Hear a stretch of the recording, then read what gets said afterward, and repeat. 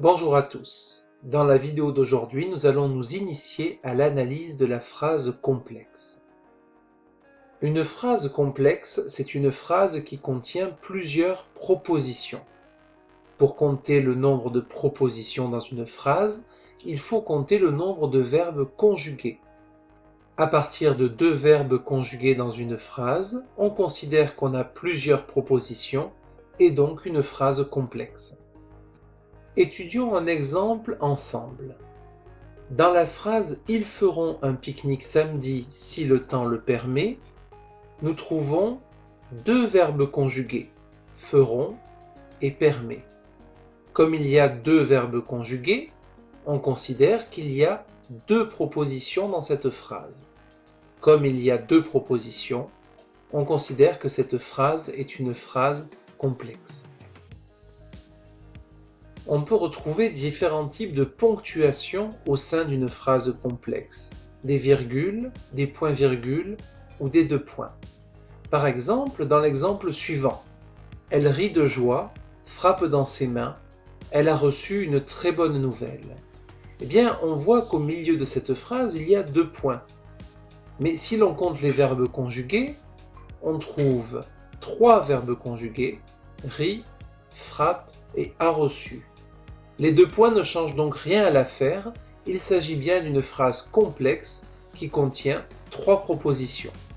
En passant, on remarquera que deux des trois verbes conjugués ont le même sujet, elle. À la place de la ponctuation, on peut également retrouver des mots de liaison qui vont articuler les propositions entre elles.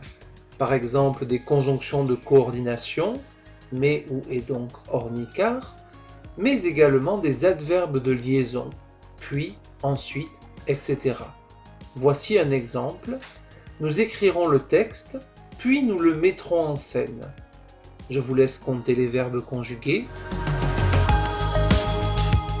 Il y a deux verbes conjugués, donc deux propositions, reliées entre elles par l'adverbe de liaison, puis. Passons maintenant à quelque chose d'un peu plus compliqué en étudiant la phrase complexe suivante. On compte ces verbes conjugués, on en trouve deux, il y a donc deux propositions, et on trouve assez facilement le mot de liaison parce que, qui permet de relier les deux propositions. Mais dans cette phrase, les deux propositions n'ont pas le même niveau.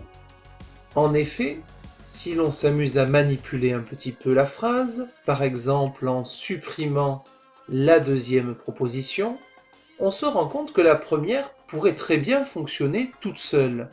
Tu ne peux pas ouvrir la porte n'a pas besoin de la deuxième proposition pour fonctionner. Par contre, si je fais le contraire, c'est-à-dire que je supprime la première proposition, on se rend compte que la deuxième proposition ne peut pas vivre toute seule. Parce que tu n'as pas la bonne clé n'est pas une phrase correcte. Dans cette phrase complexe, on se rend donc compte que la première proposition peut fonctionner toute seule, mais que la deuxième a besoin de la première pour être correcte.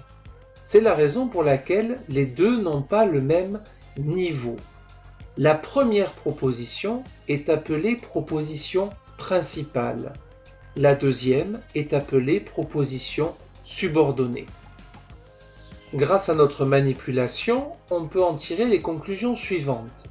La proposition principale ne peut pas être supprimée de la phrase et elle peut exister seule.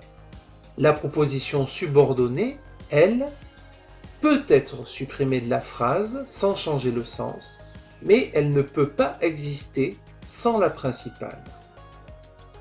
Les mots qui vont introduire les propositions subordonnées sont appelés des subordonnants. En voici quelques exemples. Qui, que, quand, parce que, pour que, ou, alors que. Il y en a bien sûr bien d'autres. Nous allons terminer cette vidéo par un petit entraînement. Je vais afficher sur l'écran un certain nombre de phrases. Vous allez pouvoir mettre en pause et réfléchir, essayer de compter le nombre de propositions de chacune de ces phrases. Pour cela, je vous le rappelle, vous devez chercher le nombre de verbes conjugués et ainsi vous obtiendrez le nombre de propositions de ces phrases complexes. Voici les phrases de l'exercice. Lorsque vous penserez avoir trouvé toutes les propositions de ces phrases, vous pourrez enlever la pause et vous aurez donc la solution avec les verbes de chacune de ces phrases soulignées.